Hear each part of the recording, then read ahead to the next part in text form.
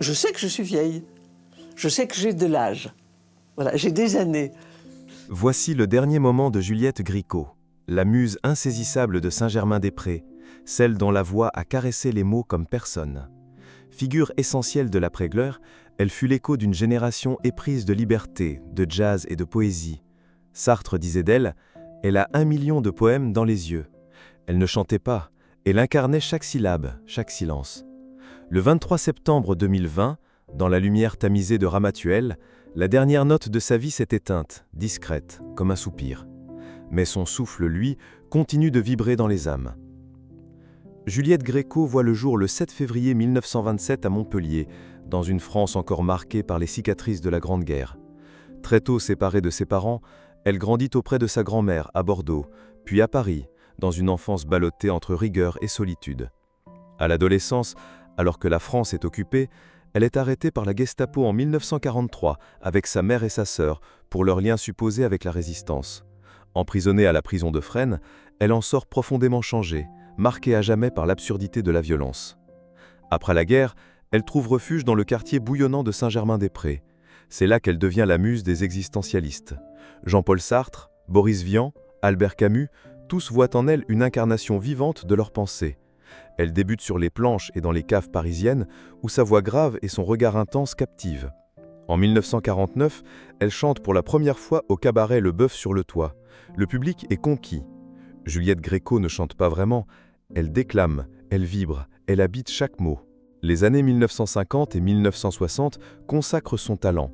Elle enregistre des titres devenus cultes, « Je suis comme je suis »,« Les feuilles mortes »,« Déshabillez-moi » et collabore avec les plus grands auteurs, Jacques Prévert, Serge Gainsbourg, Guy Béard.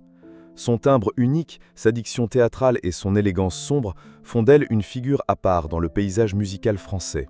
Parallèlement, elle mène une carrière au cinéma, apparaissant dans Orphée de Cocteau ou Bonjour Tristesse d'Otto Preminger.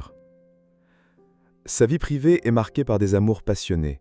Sa liaison avec le trompettiste Miles Davis, dans une époque encore dominée par les préjugés raciaux, fut aussi intense qu'impossible. Elle enregistre ensuite l'acteur Michel Piccoli, puis trouve une stabilité affective auprès du pianiste Gérard Joannest, ancien collaborateur de Jacques Brel. Malgré les décennies, Gréco ne s'éteint jamais. Elle continue de se produire sur scène bien au-delà de ses 80 ans. En 2013, elle sort un dernier album, Gréco chante Brel, salué par la critique. Sa dernière tournée s'achève en 2015, à l'aube d'une maladie qui va peu à peu la contraindre au silence. À partir de 2016, Juliette Gréco entre dans une nouvelle phase de sa vie, marquée par le retrait et la fragilité. Cette année-là, elle est frappée par 2 épreuves majeures, un accident vasculaire cérébral qui l'oblige à annuler tous ses engagements artistiques et la perte tragique de sa fille unique, Laurence Marie, emportée par un cancer à 62 ans.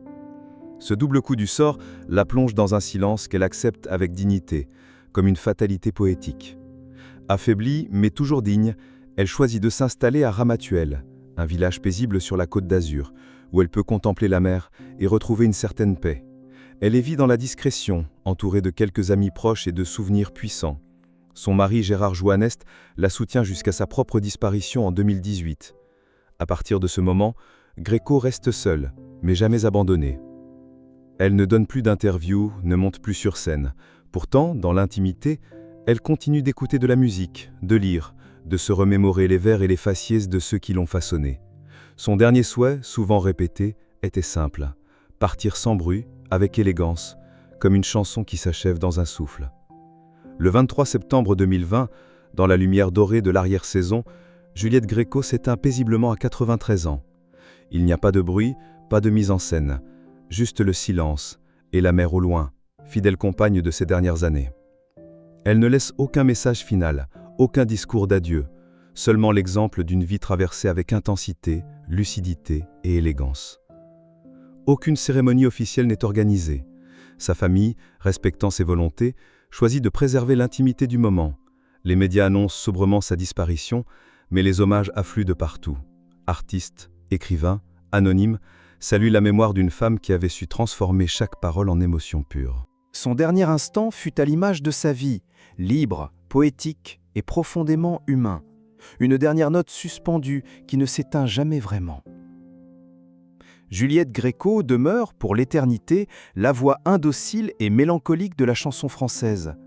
Elle a offert aux mots une chair, une intensité, une vérité que peu d'artistes ont su atteindre. Son influence traverse les générations, inspirant encore aujourd'hui des voix comme Zaz, Camille ou Carla Bruni. Le président Emmanuel Macron lui a rendu hommage en déclarant « Elle incarnait l'élégance de la liberté ».